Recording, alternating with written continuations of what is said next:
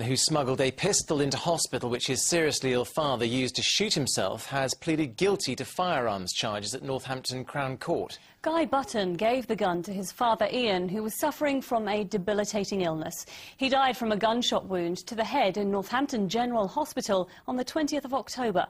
Matthew Hudson reports.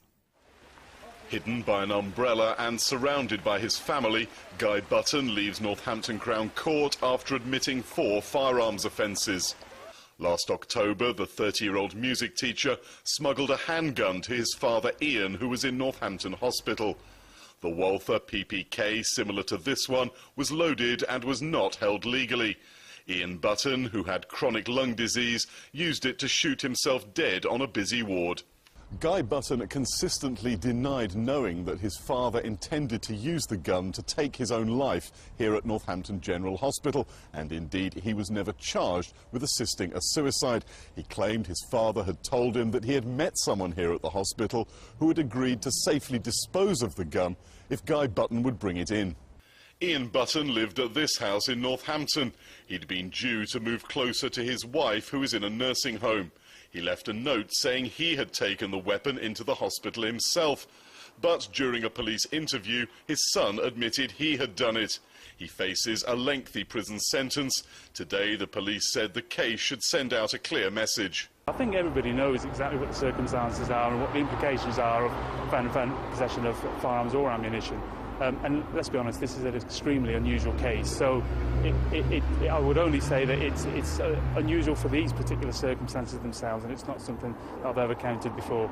Button will be sentenced on a date yet to be decided. Matthew Hudson, Anglia News, Northampton Crown Court.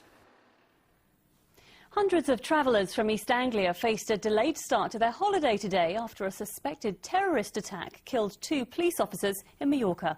The explosion, thought to be a car bomb, happened near a civil guard barracks in the resort town of Palma Nova. Majorca's main airport was closed and a Thomson Holidays flight from Norwich Airport, which was en route to the island, was turned back to Gatwick. It's now hoped that the plane will fly out to Majorca this evening. If you're travelling out to Majorca imminently this evening, for example, or tonight, then you should continue to go to the airport, and hopefully Palma Airport will open fairly quickly. If you're travelling tomorrow and the situation is still the same, keep an eye on the airline or your tour operator's website for advice. And again, over the next few days, the same applies. But the main point is we hope that the airport will open fairly quickly. The great train robber Ronnie Biggs has been given permission to challenge Justice Secretary Jack Straw's refusal to grant him parole. Biggs's family are calling for his release from jail on compassionate grounds. Biggs, who's 80 next week, is being treated at the Norfolk and Norwich University Hospital for severe pneumonia. Earlier this month, Mr Straw refused his bid for parole, saying Biggs remained wholly unrepentant for his crimes. His doctors now say he has little hope of recovery. The review will be heard on September the 10th.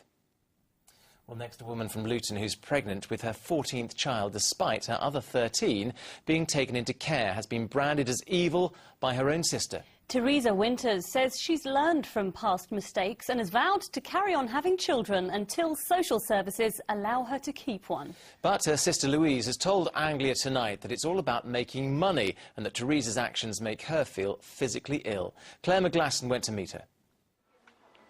Louise Walls walks her estate in shame. She knows she's become the talk of this town since her sister Teresa became the hot topic across the country. Teresa is pregnant with her 14th child, after the first 13 were all taken into care because of the risk of neglect. And no one's more disgusted than Louise. She's no mother.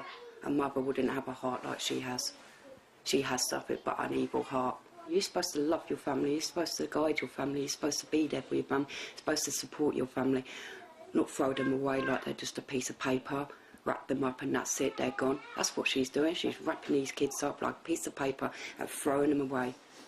Teresa and her partner Tony live here in Marsh Farm in Luton. They did not want to speak to us on camera today because they're being paid for an exclusive deal by a national newspaper. First 5 were taken when they were reached the age of 2.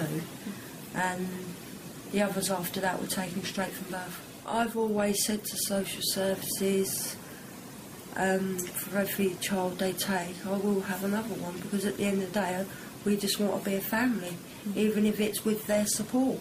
At the end of the day, what we try and do is to keep children with their families.